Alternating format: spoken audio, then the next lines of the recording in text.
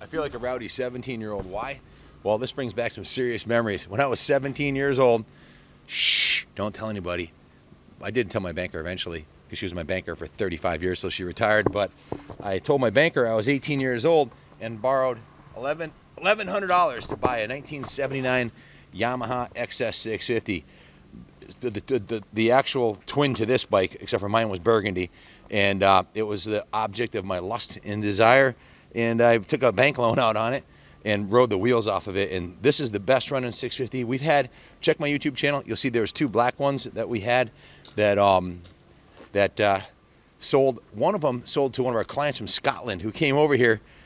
My bookkeeper, office manager didn't tell me they were coming, and they walked in the door with full leathers on, and with a severe Scottish accent.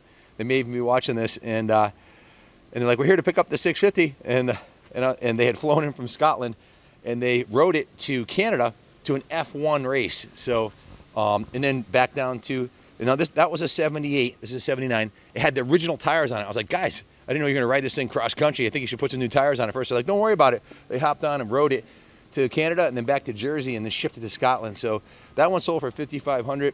Another one sold for $5,000. Of the three, this one has 7,933 miles. So this had the second lowest mileage. This is the best running one. I think it might be because the guy we bought it from went right through it, tuned it to perfection. He cleaned the tank, did the POR 15 tank lining treatment. Take a look here. The inside of the tank looks brand new, and it's only got about 3/4 of a gallon left, but it's got VP non-ethanol small engine fuel in there, which is a non-ethanol high-performance fuel. Carbs were cleaned, rebuilt, and tuned to perfection. New spark plugs, new oil. Went through the whole thing, the air box, and put a brand new battery in it. So you also went through the brakes, did a little servicing on the brakes, and that's about all it needed. And it runs perfect. It's got no miles on it, 7,933 miles. It's the gorgeous factory original red paint with the, come look at it from this angle here, Kenny. It's got the red paint with the gold tank badges, and it has the gold writing, Yamaha writing on the back. That's the original seat. This is a 40-year-old motorcycle. Take a look at the seat, Kenny. Like, come up close and dirty on this thing here. That's 40-year-old upholstery, and it's in mint shape. Well, that only happens to a bike that's been well maintained and well cared for. The chrome is in excellent shape. The original exhaust system is in mint condition. The previous owner drilled out the baffle, put 6 holes equally spaced on the back of each baffle to open up the sound a little bit, let it breathe better, and change the jetting a little bit so it runs like a raped ape. That's probably the other reason why it is a little faster than the original, the other ones. It's breathing better. The mags are Yamaha's copy of a Lester mag from that era. They're cast alloy mag wheels. This thing's 100% original. Handlebars, paint. The handlebars, paint, chrome, everything's original on this bike. Even has the grab rail, turn signals, everything works perfectly. I'd estimate the value of this bike between, on the low end, $4,500, and on the high end, $6,500. Judged based by the fact that the last two we sold in this condition sold for $5,000 and $5,500. Yes, you can buy these for $1,000 or $1,500 not running, and go through them and rebuild them yourself. But to find one that's original like this, that's done, that doesn't need a couple $1,000s worth of services, is the way to roll. As far as any defects on the bike, the Avon Speedmaster front tire has a little bit of dry rot on it. The fork, these are the original fork sliders. These need to be replaced also. That's a $12 or $20 item.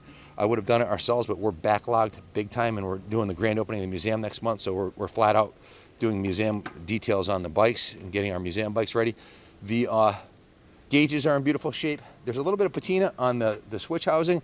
This needs to be sanded down and repainted. There was a little rust preventative coating put on top of the original paint, which was chipped and stuff. That needs to be sandblasted and painted, or sanded and painted. A little bit of patina on the chrome. If you look around a little bit on the turn signals right here. So cosmetically, on a scale of 1 to 10, I'd call it an 8. It does have a couple of patina issues, but this is stuff you could fix yourself, sand it down and paint it, or foam brush it. This is a $20 item.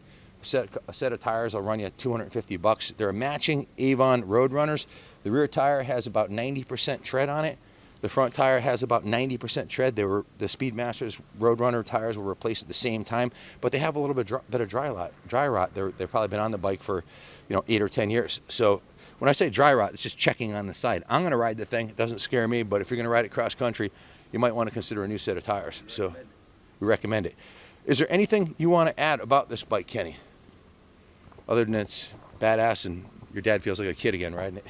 No, we bought this at the Rice-A-Rama show. It's one of the biggest Jap bike shows here in New England. And we had a phenomenal time. And the first time I rode the bike, I was very impressed with how it was tuned and the way it ran. These 650 specials, the big, the twins with the dual carb setup, they're extremely fun to ride once they're actually tuned properly. I started, my first street bike was a Triumph Daytona 500. That was a hand-me-down from my older brother. And then I rode his Bonneville 750. That was the same year that I bought this 650 Yamaha. And if you compare it to a Bonneville of the same area, it seems to handle better. The engine's tighter. It's engineered better. It's got the Yamaha electronics instead of the King of Darkness Lucas stuff. So they're a lot more reliable. And now they have a cult following where the Triumph following seems to have fallen off a little bit. The Jap bikes have increased in popularity. And I was at the Motorcycles clubhouse last night, and one of the guys there has a drag bike that he built out of one of these stretched frame built motor, and the thing's off the hook. So they make hill climbers, drag racers, flat trackers, street trackers, all kinds of crazy shit out of these. I like them the way they are, bone stock original, and down the road, this is going to be worth a lot of money. It's an investment quality bike. Enough flapping of the gums. I'm going to go ride it and relive my youth. So take it away, Junior. That's the electric start. Electric start works great. But you also have, if you ever ran the battery down, or if you want to impress your friends, or trying to show the women that you're badass and you kickstart your vintage bike, you're not a puss with electric start, you just kickstart it. Like Fonzie.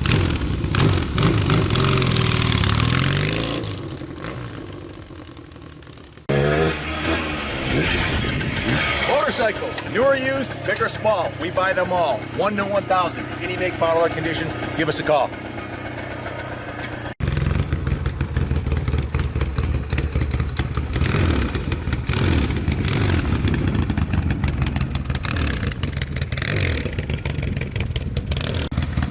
I sold about 1,500 motorcycles in the last 4 years. This is a bike that if a good friend of mine, or even my son who's behind the camera, wanted to buy it, I'd say buy it. This is a kick-ass machine, low miles, it's a classic, tons of parts available, and you can buy it right and perfect it the way you want it. So I don't think you can go wrong. This is a bike I'd have my daughter ride. I trust it, it's super reliable, and they're a lot of fun. And that's what it's all about.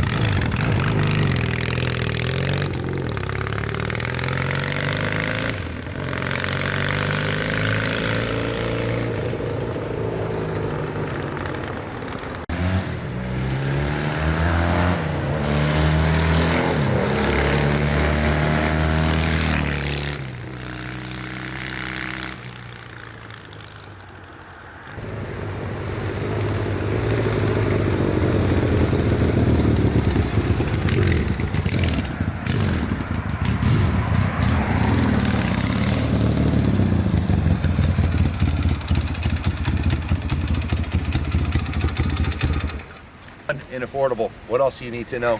It's also a great investment. These Jap bikes are going up, vintage Jap bikes are going up in value. And compare this to a Harley or a European bike or an Italian bike of that era. The brakes are better, the suspension's better, the electronics are head and shoulders above the competition, and the motors are oil tight and trouble free, plus parts are available. So which one's the better investment? You tell me. Original paint, gorgeous color combo, a lot of fun to ride. So hope it goes to a good home. Certainly we're enjoying it while it's here. If you want to buy it and leave it in the museum, you can leave it here as long as you like. If you want to pick it up right away, go ahead. We're having our grand opening event of the big building October 13th and 14th, 2-day event. If you're coming from out of state, you can camp out at the Kaplan compound or right here at the museum. So give me a call, let us know. 860-454-7024. You get it shipped anywhere in the country for about $500. On the East Coast, probably about $300. Is that right? Yep. Yeah. Contact us for a direct quote. So good luck bidding on it. God bless America.